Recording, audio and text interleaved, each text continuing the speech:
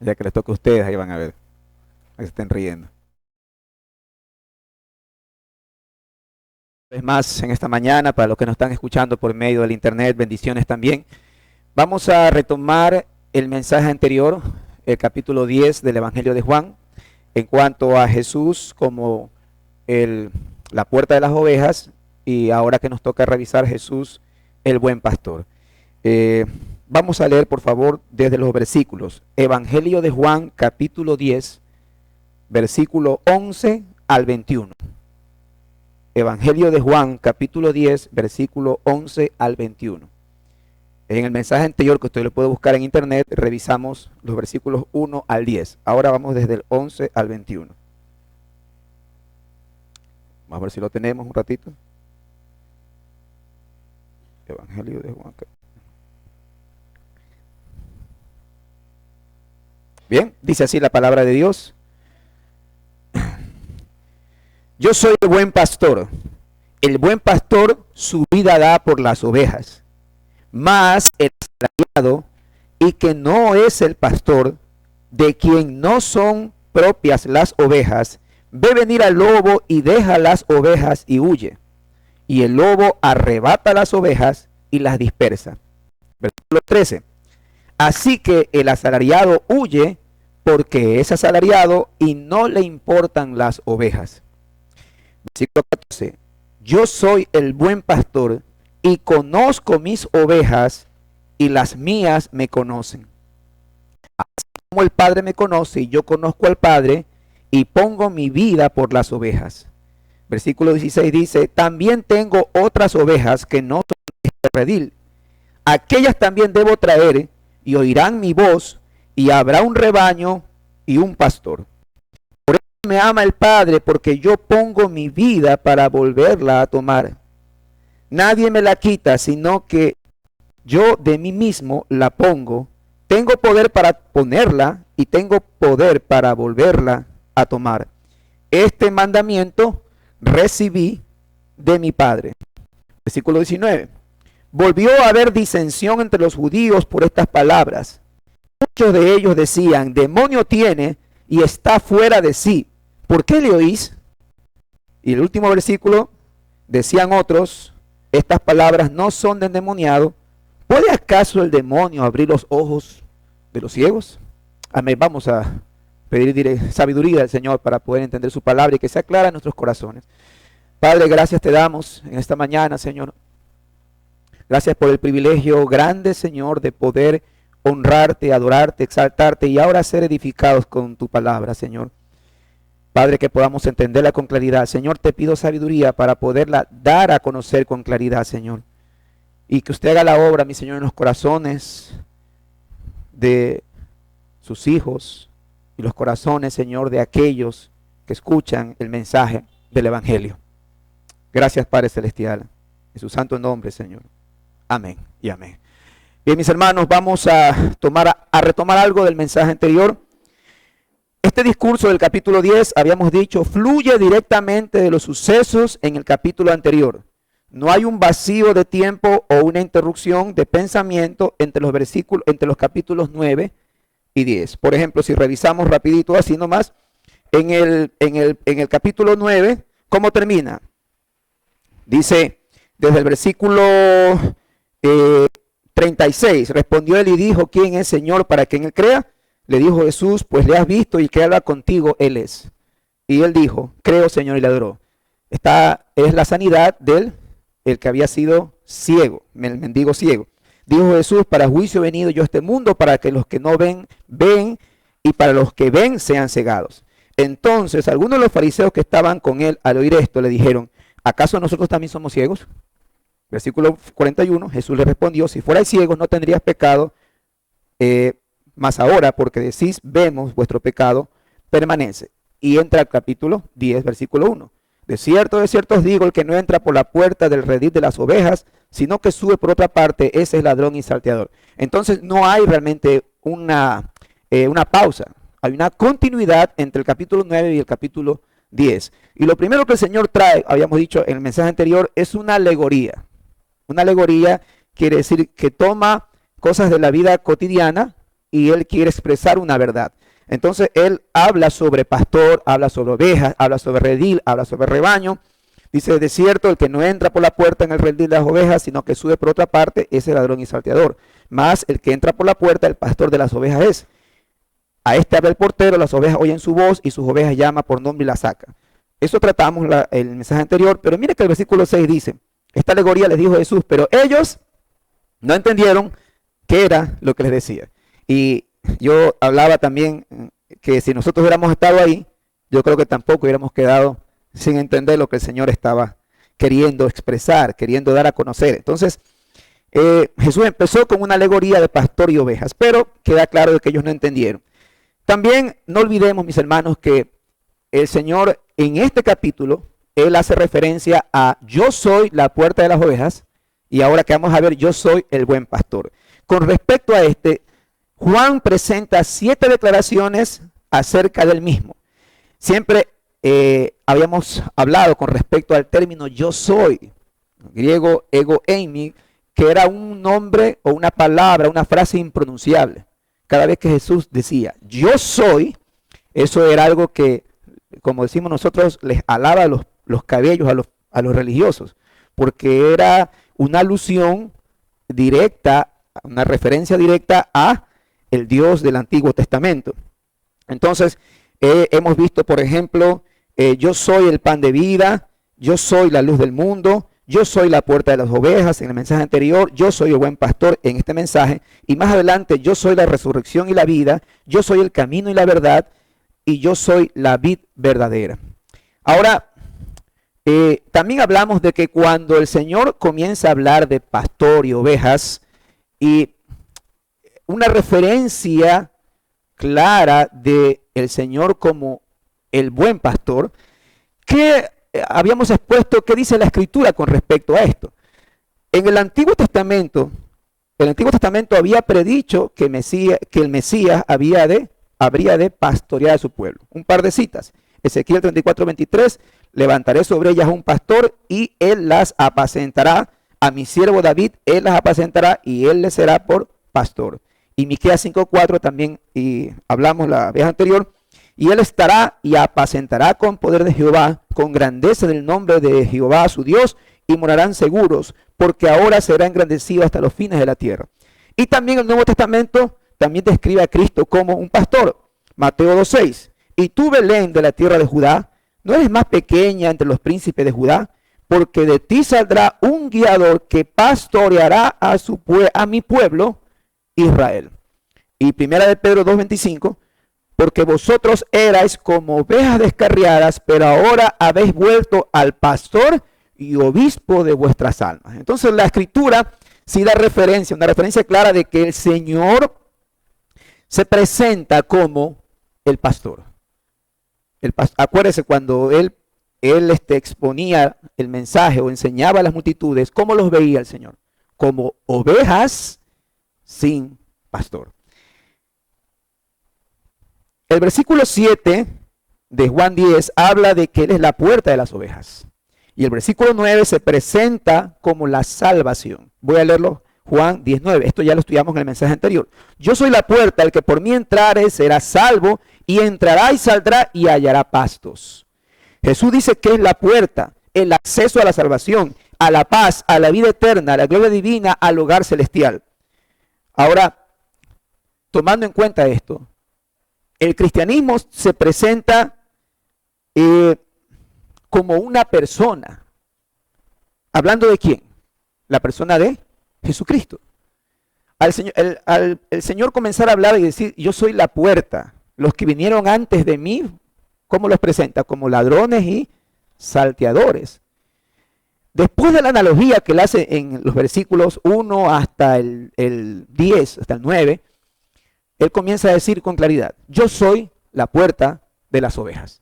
Los que vinieron antes de mí eran ladrones y salteadores. Es decir, cuando ya termina la alegoría, ahora el Señor dice, yo soy la puerta. Y hemos visto que tomando en cuenta el pastorado, el hecho de cuidar ovejas de 4 patas, muchas veces hace referencia a que el pastor se pone a veces en la puerta. O sea, Él se pone como puerta dentro del redil, de tal manera que las ovejas no entran y salen si no es por el pastor.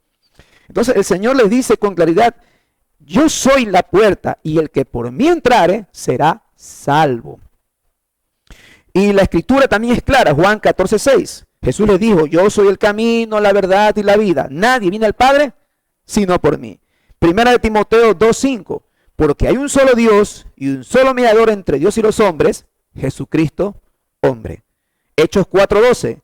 Y en ningún otro hay salvación, porque no hay otro nombre bajo el cielo dado a los hombres en que podamos ser salvos. Nosotros tenemos esa claridad ahora. Solamente hay un camino entre Dios y los hombres, que es Jesucristo. Es la única puerta. Amén. Ahora vamos a... Tengo un problema aquí.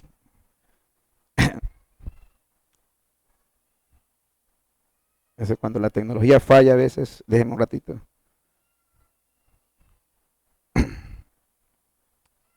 Bien, vamos a ver.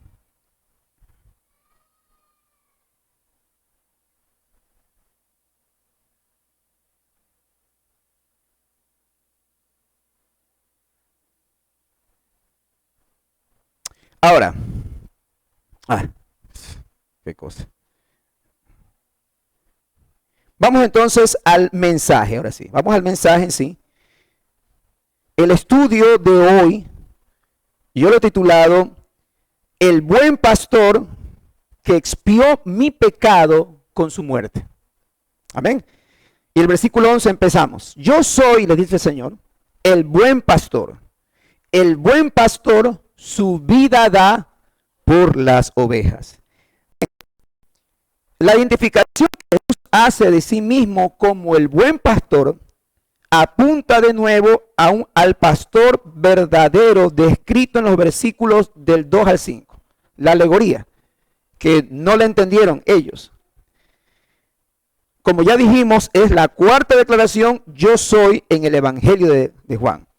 El texto griego dice literalmente el pastor el bueno. Así dice, el pastor el bueno. Con lo cual Cristo se separa al buen pastor de los otros pastores. La palabra kalos, que se traduce como bueno, denota aquello que es intrínsecamente bueno, hermoso, honroso. También se lo traduce como ideal, digno, escogido y excelente.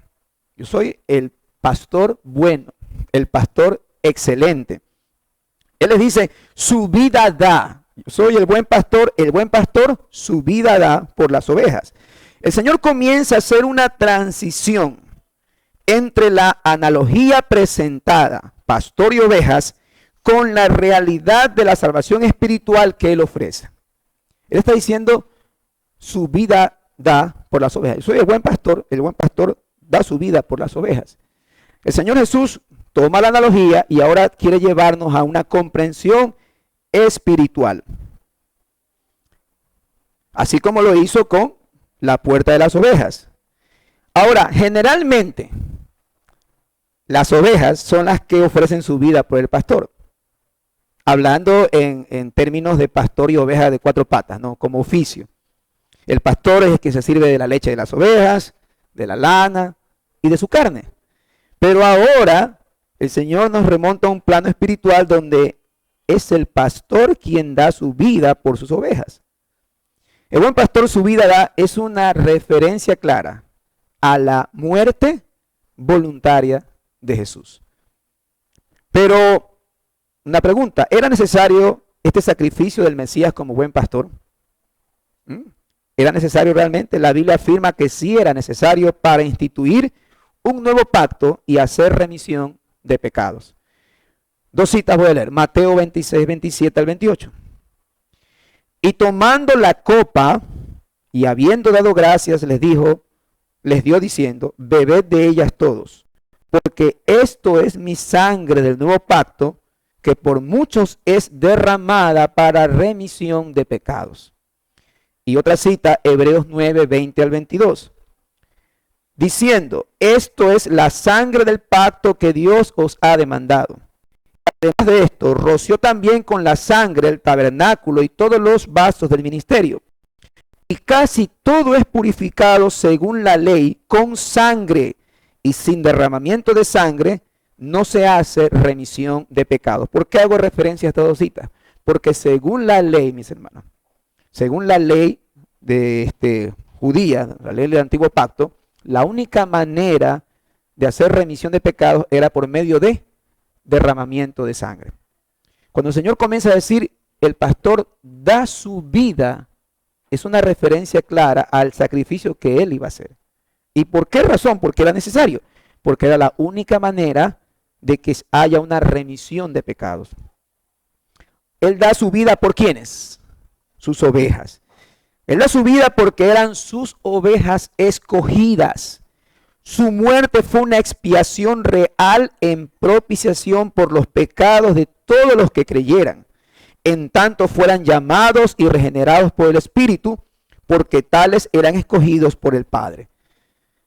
Dentro de las doctrinas de la gracia, la doctrina que habla de este sacrificio expiatorio por sus escogidos es la doctrina de la expiación limitada. Yo sé que tal vez usted está diciendo, ¿y qué es esto de expiación, expiatorio y todo eso? Vamos a entender un poquito. En la palabra expiación, el prefijo ex significa fuera de o de, por lo que la expiación tiene que ver con eliminar algo o quitar algo. En términos bíblicos tiene que ver con quitar la culpa mediante el pago de una sanción o mediante la ofrenda de un sacrificio. En contraste, la propiciación tiene que ver con el objeto de la expiación. Pero bueno, ahorita el tema no es tanto la propiciación. Entonces, ¿qué quiere decir expiar? Expiar quiere decir quitar, eliminar la culpa, pero tiene que haber algo de por medio.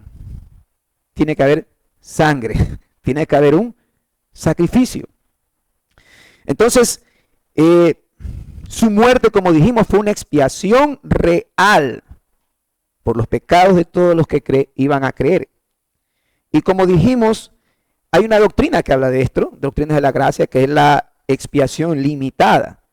Esta doctrina expone, al sacrificarse Cristo en la cruz, Él cargó con los pecados de aquellos a quienes Dios había escogido incondicionalmente para vida eterna.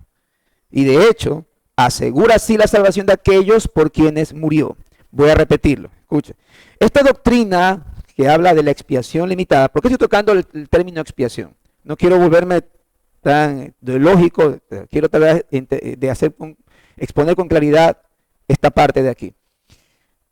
Él da su vida por las ovejas, ¿sí o no? Presenta una analogía, pastores, ovejas, redil, qué sé yo, salteadores, etcétera, etcétera. Pero él les dice luego, después de que él habla de que es la puerta, luego dice, yo soy el buen pastor. Y el pastor su vida da por las ovejas. Entonces, ese su vida da es una referencia a su muerte expiatoria. Ahí viene el término expiación.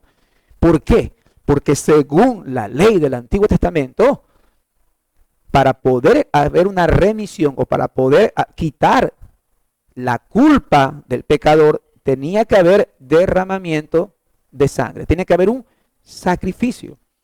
Y ahí llegamos a este punto. Hay una doctrina dentro de las doctrinas de la gracia que habla de la expiación limitada. Y para que usted conozca, así en términos sencillos, ¿qué quiere decir esto de expiación limitada? Esta doctrina habla de que a quienes había escogido Dios incondicionalmente para vida eterna, Él asegura la salvación de aquellos por quienes Él murió. Por lo tanto, su expiación se limita a ¿quiénes? A sus escogidos y no a toda la humanidad como se suele enseñar. La preposición uper, por, que se traduce por, se usa con frecuencia en el Nuevo Testamento para referirse a la expiación sustitutiva de Cristo por los escogidos. Por ejemplo, una sola cita, Efesios 5:2. Y andad en amor, como también Cristo nos amó y se entregó a sí mismo por nosotros, ofrenda y sacrificio a Dios en olor fragante. Cada vez que nosotros vemos la preposición por, en este caso por las ovejas, es una referencia clara a la expiación sustitutiva de Cristo por sus elegidos, por sus escogidos. Ahora, hay argumentos en contra con respecto a esto. El argumento en contra a dar su vida solamente por sus ovejas expone que Cristo se sacrificó a sí mismo para hacer, escuche esto, para hacer posible que cada ser humano sea salvo, quitando todos los obstáculos que impiden que el hombre reciba la vida eterna si cree en Cristo. Dicho de otra manera, es decir que Cristo se sacrificó a sí mismo para hacer posible la salvación de todos, pero sin asegurar la salvación de ninguno. Ese es un argumento en contra en cuanto a la expiación de Cristo por sus escogidos. Estamos hablando de sus ovejas. La verdad es que Cristo no vino a quitar obstáculos, mi hermano. No vino a crear una posibilidad de salvación. Él expió mi pecado y mi culpa con su propia sangre porque yo soy de sus ovejas. Quiero que entienda usted eso con claridad. Él no vino a dar una posibilidad. Él vino, ¿usted cree que la obra que hace el Padre desde el inicio, del principio que Él tenía predestinado, es solamente para dar una posibilidad de salvación? No, es eficaz la obra salvadora de Cristo en la cruz. ¿Por quiénes? Por sus escogidos. Estamos hablando, y vamos más adelante, Él habla de mis ovejas, mis ovejas. Solo en este capítulo 10, la palabra oveja se repite 17 veces. Y en todas las veces es una enfática pertenencia de los escogidos de Dios. Solo por nombrar, el redil de las ovejas, el pastor de las ovejas. Las ovejas oyen su voz. A sus ovejas llama por su nombre. Las ovejas le siguen. La puerta de las ovejas. Conozco a mis ovejas. Pongo mi vida por las ovejas. Mis ovejas oyen mi voz. Entonces, y solamente haciendo referencia a Juan 10. Ahora, el siguiente versículo, el 12, dice así, Juan 10, 12. Mas el asalariado, y que no es el pastor de quien no son propias las ovejas, ve venir al lobo y deja las ovejas y huye, y el lobo arrebata las ovejas y las dispersa. Entonces, en el versículo anterior, él se presenta como el pastor bueno, el pastor excelente, el buen pastor. El versículo siguiente, 12, habla de quién ahora. El contraste, los asalariados. Un asalariado es quien sirve por dinero. Por ejemplo, un pastor, tomando en cuenta la analogía, un pastor podría pagar a alguna otra persona para que cuide a sus ovejas. Y en el mensaje anterior, eso es lo que hablamos de una manera cultural. Eso sucede, el pastor muchas veces necesitaba a alguien que lo ayude, porque él tal vez no podía estar, y él dejaba cuidando a otro, pero ese pastor asalariado recibía dinero por cuidar las ovejas. Había otros que se ponían ahí y dormían ahí en la intemperie en la puerta. Es interesante esta parte cultural para poder entender lo que el Señor está queriendo mostrarnos en Juan 10. Entonces, su interés en las personas residía, en el caso de los asalariados, en el dinero que recibían a cambio. Era un trabajo, si se da cuenta, era un trabajo. El asalariado era aquel de quien no son propias las ovejas. Cuando venía algún peligro, ¿qué hacía el asalariado? Huía y dejaba a las ovejas en las garras de los depredadores, el lobo, oso, lo que sea. Pero, regresando a lo que el Señor nos habla espiritualmente, el asalariado simboliza a ¿quiénes? A los líderes religiosos judíos y por aplicación, mi hermano, a todos los falsos pastores y líderes de hoy. ¿Cómo identificamos a estos asalariados? Bueno, hay varias maneras, pero en este contexto habla de su avaricia. Escuche, por favor, tengo otras citas de referencia. Tito 1, 10 y 11. Porque hay aún muchos contumaces, habladores de vanidades y engañadores, mayormente los de la circuncisión, a los cuales es preciso tapar la boca, que trastornan casas enteras, enseñando por ganancia deshonesta lo que no conviene. Si se da cuenta que hay dinero de por medio. Y me gusta como en Tito dice, es necesario, ¿qué cosa? Taparles la boca. Segunda de Pedro 2, 1 al 3. Pero hubo también falsos profetas entre el pueblo, como habrá entre vosotros falsos maestros que introducirán encubiertamente herejías destructoras y aún negarán al Señor que les rescató, atrayendo sobre sí mismos destrucción repentina. El versículo 2 dice, y muchos seguirán sus disoluciones, por causa de los cuales el camino de la verdad será blasfemado, y por avaricia harán mercadería de vosotros con palabras fingidas. Sobre los tales ya de largo tiempo la condenación no se tarda y su perdición no se duerme. Es interesante que ya en la doctrina apostólica vemos que,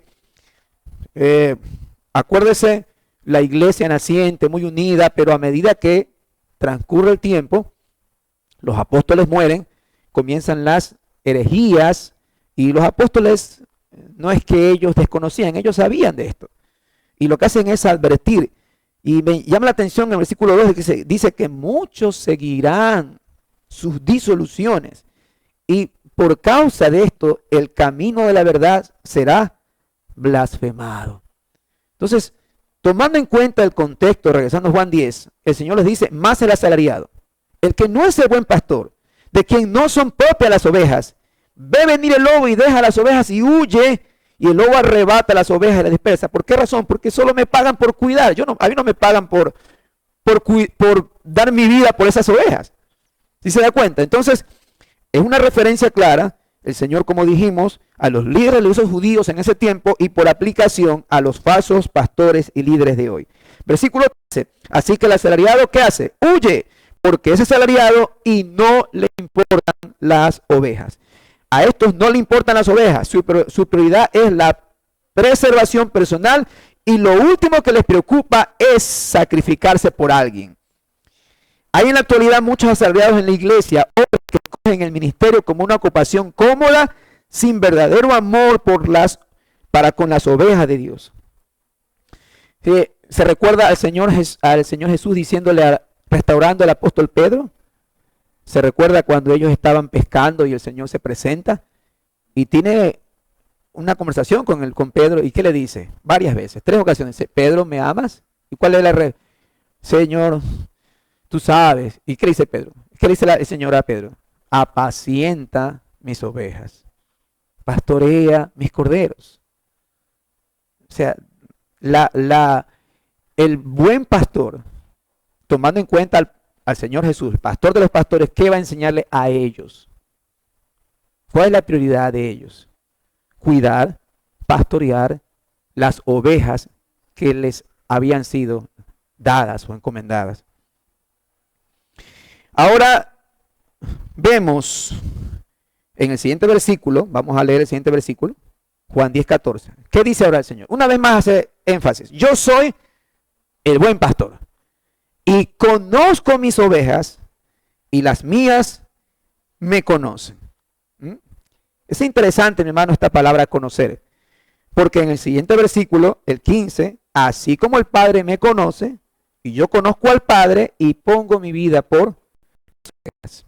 Es interesante porque esta palabra conocer se repite 4 veces y es el mismo griego. Y ya lo tratamos anteriormente en Juan, si no me equivoco, 8, 9, viene el griego ginosko.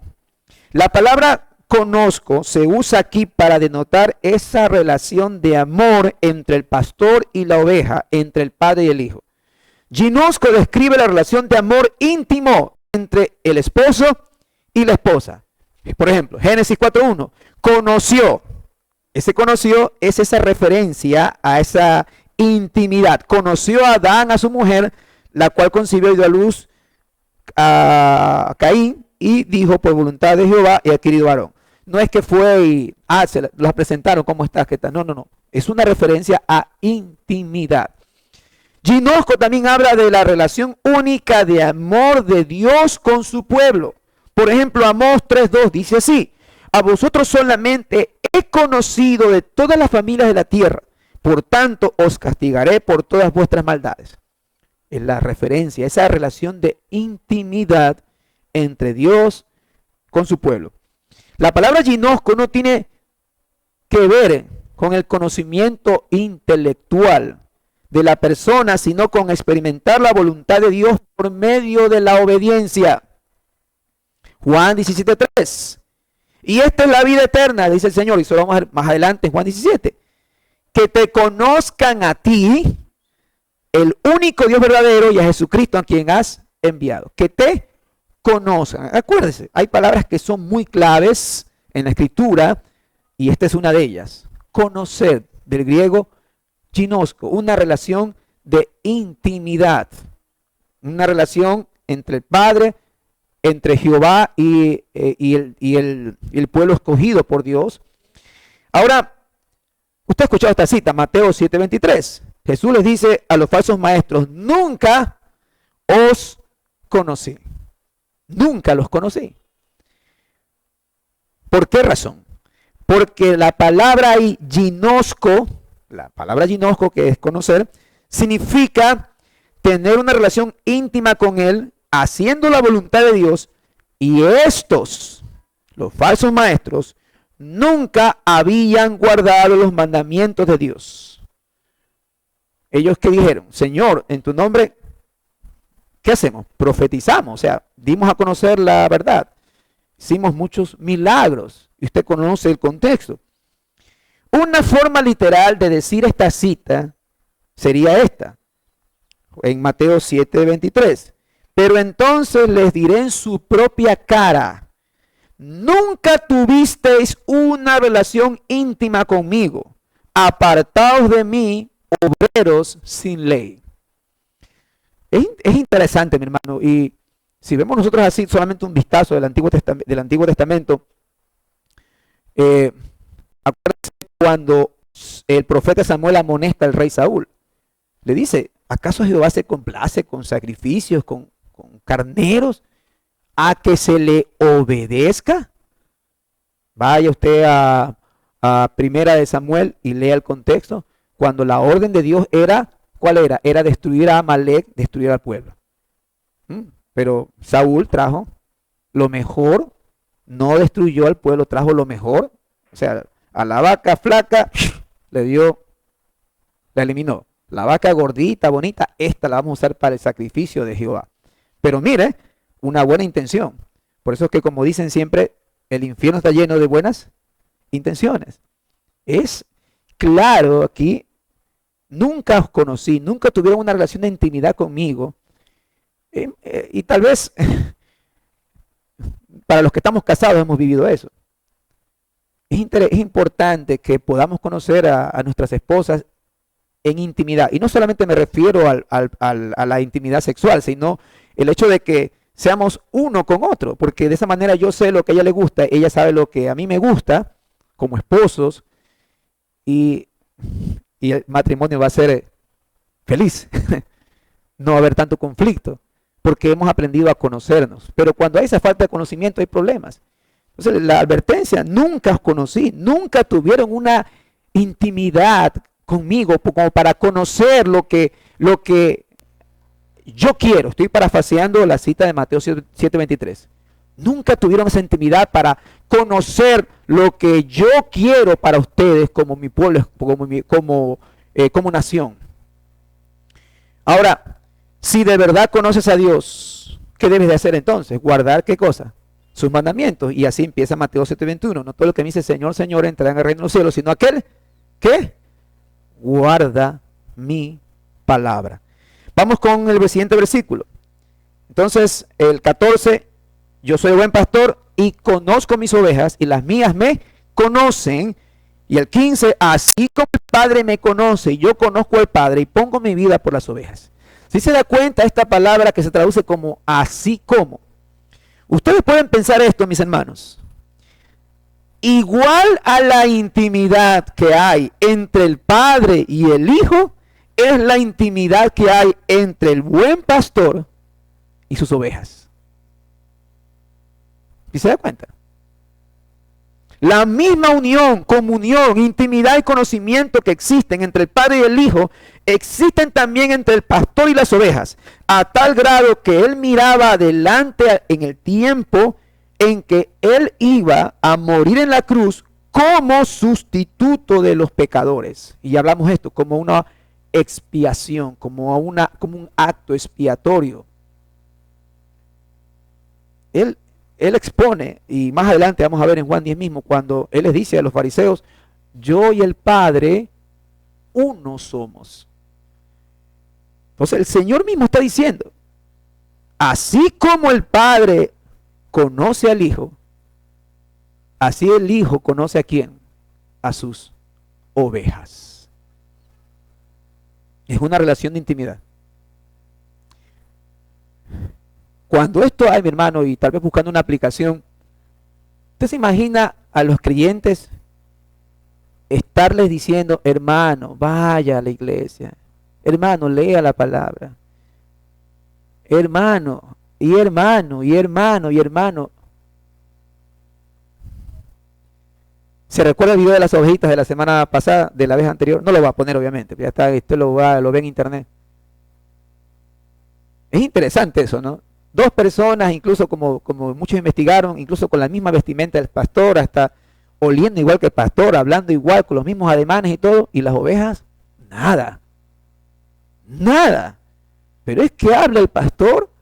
¿Pero por qué llega a eso? ¿Por qué las ovejas reconocen? Es por esa relación de cercanía, de intimidad que ha habido entre un pastor que pasa tiempo con sus ovejas, que está con sus ovejas. Ellos conocen la voz del pastor, no siguen la voz de los extraños. Ahora, en el versículo 16, el Señor dice algo que para nosotros nos debe llenar de mucha alegría, en los propósitos de Dios. Él expresa, dice, también tengo otras ovejas que no son de este redil. Aquellas también debo traer, y oirán mi voz, y habrá un rebaño y un pastor. Las otras ovejas, en perspectiva, ¿quiénes cree que son? Son los gentiles. Son los gentiles. Quienes no son del redil de Israel. Es interesante cuando el Señor se presenta la analogía, Él habla del redil, la connotación clara ahí es Israel. Cuando Él dice soy la puerta y habla de salvación, ya no está hablando tanto de Israel, está hablando del rebaño de Dios. Y ahora con claridad, Él expone esto. Hay otras ovejas, pero que no son del redil de Israel. Entonces, son los gentiles. En la mentalidad judía, piensa como judío en algún momento. ¿Usted se imagina a los judíos haber recibido las leyes? Haber sido el pueblo que Dios escogió para mostrar leyes, normas, estatutos. En la mentalidad judía era impensable que pueda haber un rebaño o un solo grupo, por decirlo así, un solo rebaño que formado por ¿quiénes? Por judíos y por gentiles. Era impensable, incluso para creyentes creyentes judíos del Nuevo Testamento, en los días de la iglesia del primer siglo, esto era chocante. Mire que cuando la iglesia se empieza en Jerusalén y se convierte en 3.000 y luego se convierte en 5.000, y la iglesia crece y aparecen los primeros diáconos, como lo traduce la Reina Valera. Todos vivían en unidad, ¿no? Pero todavía no había gentiles. Entonces Dios tiene que hacer algo y hace aparece una persecución y muchos judíos salen fuera de Jerusalén y algunos de ellos comienzan a hablar el evangelio a quienes, a los no judíos, a los griegos. Y Dios manifiesta también su gracia con los gentiles. Y era tan chocante el asunto, tan chocante que algunos no, solo hablaban entre judíos, pero algunos fueron testigos, como el apóstol Pedro, de ver que la gracia de Dios se derramaba también con los gentiles. El apóstol Pablo también, o sea, algo era chocante, tanto así que en Hechos 15, si no me equivoco, hay un concilio en Jerusalén donde se trata esta cuestión. Se trata y la gente se queda sorprendida al escuchar el testimonio de los apóstoles en cuanto a que el Espíritu Santo también se haya derramado. ¿El don del Espíritu en quiénes? En los griegos, en los romanos, en los que no eran judíos. Incluso la misma escritura dice en Isaías 42:6, yo Jehová te he llamado en justicia y te sostendré por la mano, te guardaré y te pondré por pacto al pueblo, por luz a las naciones. Isaías 49:6 dice, poco es para mí que tú seas mi siervo para levantar las tribus de Jacob y para que restaures el remanente de Israel. También te di por luz de las naciones para que seas mi salvación hasta lo postrero de la tierra. Y Romanos 1:16, ya doctrina del Nuevo Testamento, porque no me avergüenzo del evangelio, porque es poder de Dios para salvación a todo aquel que cree, al judío primeramente, y también a quién, al griego. Entonces se da cuenta que en los planes de Dios era otorgar la salvación hasta el final de la tierra, todas las naciones. La unidad entre judíos y gentiles define a la iglesia porque ambos son ovejas que pertenecen al mismo pastor. En la última parte del versículo hay el cambio muy importante del redil del judaísmo al rebaño del cristianismo. Este versículo nos da una breve visión anticipada de la realidad que en Cristo judíos y gentiles serían hechos uno. Quiero que busque por favor Efesios 2, 11, 16. Vamos a leerlo para que usted tenga clara esa realidad. Efesios 2, 11 al 16. Amén. Dice así la escritura, Efesios 2, 11, 16. Con respecto a este tema que estamos hablando. Dice así el Señor, por medio de su palabra, ¿no? Por tanto, acordaos de que en otro tiempo, del apóstol Pablo diciendo, acordaos que en otro tiempo vosotros, los gentiles en cuanto a la carne, erais llamados incircuncisión por la llamada circuncisión hecha con mano en la carne. En aquel tiempo, está hablando Pablo, refiriéndose a quiénes, a los no creyentes. En aquel tiempo estabais sin Cristo, alejados de la ciudadanía de Israel, ajenos a los pactos de la promesa, sin esperanza y sin Dios en el mundo. Versículo 13, pero ahora en Cristo Jesús, vosotros que en otro tiempo estabais lejos, habéis sido hechos cercanos por la sangre de Cristo. Ahí está el sacrificio expiatorio de Cristo. Aboliendo en su carne las enemistades, la ley de los mandamientos expresados en ordenanza, y si puede subráyelo, para crear en sí mismo de los dos un solo y nuevo hombre, haciendo la paz, y mediante la cruz reconciliar con Dios a ambos en un solo cuerpo, matando en ella las enemistades. Una cita, mi hermano, muy importante de los propósitos de Dios. Nosotros, siendo gentiles, éramos ajenos a los pactos, ajenos a las promesas, pero Dios tenía su plan ya anticipado. Esas son las ovejas. También tengo otras ovejas. Vamos con el versículo 17. Por eso por eso me ama el Padre. Juan 17. Por eso me ama el Padre, porque yo pongo mi vida para volverla a tomar. Nadie me la quita, sino que yo de mí mismo la pongo. Tengo poder para ponerla y tengo poder para volverla a tomar. Este mandamiento recibí de mi Padre. Si usted hubiera estado presente en ese momento, ¿qué hubiera dicho? Analice estas palabras. Por eso me ama el Padre. Piense por un ratito como judío. Usted es un judío muy seguro de la ley, ha recibido la tradición y está escuchando a Jesús que dice, por eso me ama el Padre, porque yo pongo mi vida para volverla a tomar. Nadie me la quita, sino que yo de mí mismo me la pongo. Yo de mí mismo la pongo mi vida. Tengo poder. Siendo judío, está escuchando ahí. Tengo poder para ponerla y tengo poder para volverla a tomar. Este era el mandamiento recibí de mi Padre. Si usted hubiera estado ahí, mi hermano, Una de dos. Dos cosas claras que pueden pasar ahí. Usted cree, o como el apóstol Pedro dijo, ¿a quién iremos? Solo tú tienes palabras de vida eterna. O usted, como suelo decir, se eriza como los gatos y sale de ahí huyendo. Pero acuérdese, él está hablando de quiénes, de mis ovejas. Yo pongo mi vida para volverla a tomar. Él habla de poner su vida y de volverla a tomar por su propio poder. Eso solo podría hacerlo ¿quién? ¿Quién es solamente autoexistente? Hemos revisado en alguna ocasión esos atributos, el atributo de Dios en cuanto a la autoexistencia, que Él existe por Él mismo. Dios no depende de nadie. Dios no depende, Él es creador. Él no es criatura, Él no es creación. O sea que Jesús está diciendo aquí que Él es Dios. Observe, o sea, pongámonos ahí, sentémonos como judíos escuchando lo que Él está diciendo. Dice, Él tenía en sí mismo potestad para poner su vida y potestad para volverla a tomar. Y luego dice, no la quita. Cuando escuchamos estas declaraciones podríamos llegar a pensar que los judíos no fueron quienes mataron al Mesías, ¿sí o no? Si usted escucha a Jesús diciendo eso, y ahora ya remontándonos al tiempo de la iglesia, ¿cómo?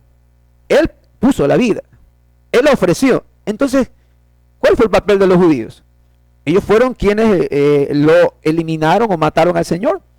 Cuando escuchamos esto, podríamos llegar a pensar que los judíos no fueron quienes mataron al Mesías, pero la Escritura sí los inculpa de pecado. Dos citas, Hechos 2:23, dice así: a este, entregado por determinado consejo y anticipado conocimiento de Dios, prendisteis y matasteis por medio de manos de inicuos, crucificándole. El apóstol Pedro, hablando con todo el pueblo, después del evento de la venida del Espíritu Santo, y él les dice, ustedes prendieron, crucificaron y mataron, ustedes. Y primera de Tesalonicenses 2:15, dice así, los cuales mataron al Señor Jesús y a sus propios profetas, y a nosotros nos expulsaron y no agradaron a Dios y se oponen a todos los hombres. Muy claro, la Biblia en ningún momento quita la culpa de los judíos, pero si examináramos un poquito el versículo, por ejemplo, el que leímos 2:23, Hechos 2:23, a este entregado por él determinado consejo y anticipado conocimiento de Dios. Y se da cuenta que detrás de todo está Dios actuando soberanamente, pero en ningún momento se quita la culpabilidad de los que crucificaron al Señor. Ahora dice, este mandamiento recibí de mi Padre. El Padre había comisionado o instruido al Señor a que pusiera su vida y a que resucitase de entre los muertos. Su muerte y resurrección fueron actos esenciales en el cumplimiento de la voluntad del Padre. Por ello, se hizo obediente hasta la muerte y resucitó al tercer día conforme las Escrituras. Es obediencia y Hebreos habla con respecto a la obediencia del Señor. O sea, nosotros, si usted, escuche esto, si usted se considera un verdadero creyente y usted se considera una oveja, eso va a verse reflejado en una vida de obediencia. En una vida de obediencia. Para terminar, Juan 10, 19 al 21. Lo que les indiqué, estas palabras causan una división. Dice así, versículo 19.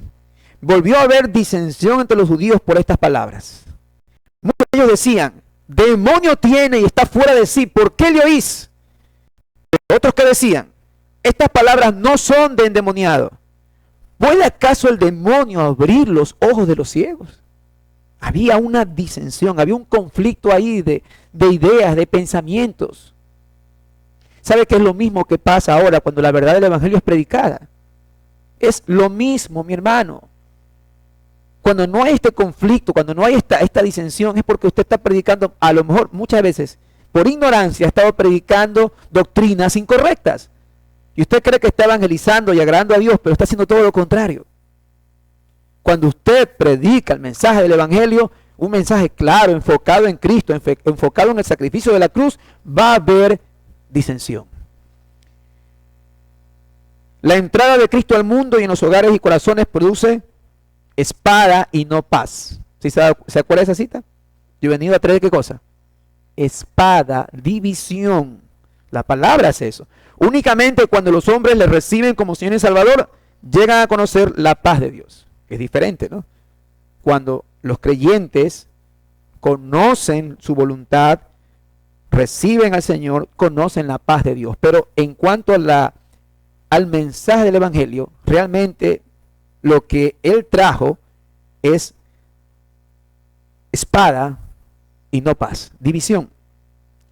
Pero tal era la depravación del corazón del hombre cuando Él vino, hablando palabras de amor y de sabiduría, ¿qué le dijeron los hombres? Que Él tiene demonio y que estaba fuera de sí, y rechazaron escucharle. ¿Por qué razón? Por el estado del corazón del hombre. Acuérdense en otra cita donde Él les dice a estos judíos que no eran hijos de Abraham ni hijos de Dios, eran hijos de ¿quién? Del diablo. Está claro eso. Y ante las evidencias de lo que el Señor Jesús había hecho, sus corazones se endurecían y ellos pensando ver, quedaron ciegos, expuestos a una condenación eterna. Pero para los que no son de sus ovejas, estas enseñanzas provienen de una persona endemoniada que está fuera de sí. Mas para sus ovejas, los que creemos y perseveramos en su palabra, son palabras de vida eterna. ¿A quién iremos? Solo tú tienes palabras de vida eterna, Señor. Así lo dice la Escritura en cuanto al estado de corrupción radical en la que se encuentra el hombre que no puede discernir lo espiritual. Debemos entender eso. El hombre natural, como lo dice 1 Corintios 2:14, el hombre natural no percibe las cosas que son del Espíritu de Dios porque para él son locura y no las puede entender porque se han de discernir espiritualmente. El hombre natural no puede entender lo espiritual de Dios. ¿Deben las personas conocer este mensaje? Para ya cerrar con unas conclusiones. ¿Deben los incrédulos conocer que sí hay un excelente pastor? Un buen pastor. ¿No crees que haya ovejas escogidas por Dios desde antes de la fundación del mundo que necesitan escuchar este mensaje? Oiga, mi hermano, si las ovejas fueran identificables, fuera fácil. A él le predico porque él es oveja, a él no porque él es cualquier cosa menos oveja. Pero no sabemos eso. No sabemos. La imagen distorsionada de la iglesia cristiana contemporánea de hoy es motivo de vergüenza y burla. Pero, ¿qué postura vas a tomar tú en esta mañana? ¿Vas a dar a conocer que Cristo, el buen pastor, dio su vida por sus escogidos, por sus ovejas? ¿Va a ser ese tu mensaje? Cuando estés ahí en tu trabajo, cuando estés en tu lugar de estudio, cuando estés en donde estés, ¿va a ser ese tu mensaje? ¿Vas a dar a conocer que Cristo murió por sus escogidos? Puede ser que haya algunas ovejas que necesitan reconocer la voz de su pastor. Cuando hace algunos años atrás nosotros estábamos todavía distraídos en un evangelio no centrado en Jesucristo, por la gracia y la misericordia de Dios, cuando llegó su palabra, llegó la claridad del evangelio, ¿qué hicimos muchos de nosotros? ¡Wow! Ese es mi pastor. Ese es el buen pastor. Esas son sus palabras. Esa es su enseñanza. Esa es la verdad del evangelio. Y pudimos muchos de nosotros abrazar estas enseñanzas. Pero hubo otros que las rechazaron. Eso no debe llenarnos de orgullo, eso debe llenarnos de un temor reverencial, porque ¿sabe la inmensa responsabilidad que tenemos de dar a conocer el mensaje? Dar a conocer este mensaje a otros. Si te avergüenza este mensaje, porque eres motivo de burla y rechazo, lo más probable, mi hermano, es que posiblemente tú no seas de esas ovejas. Recuerda que las ovejas escuchan la voz del pastor. Pastor que me escuchas en esta mañana, ¿predicas el mensaje central del Evangelio o te has acomodado a ser un pastor asalariado? La verdad es que si no estás predicando el mensaje de Cristo y la cruz, es porque te has convertido o porque eres sencillamente un asalariado. Pídele perdón al Señor y predica la verdad del Evangelio. ¿Sabes, mi hermano, cuántos hombres lideran y están hablando una doctrina fuera de lo que la enseñanza de Cristo ordena? ¿Qué es lo que puede hacer para esos hombres de Dios que están escuchando? Pedir perdón y comenzar a predicar la verdad del Evangelio, un Evangelio centrado en Jesucristo. Si el pastor de los pastores dio su vida por sus ovejas en ofrenda de expiación agradable al Padre, como un acto sublime de obediencia a Dios el Padre, ¿por qué todavía no obedecemos su palabra para dar a conocer este mensaje central de predicación? Ve y predica el Evangelio. Mis hermanos, vayan y prediquen el mensaje del Evangelio. Amén. Gracias.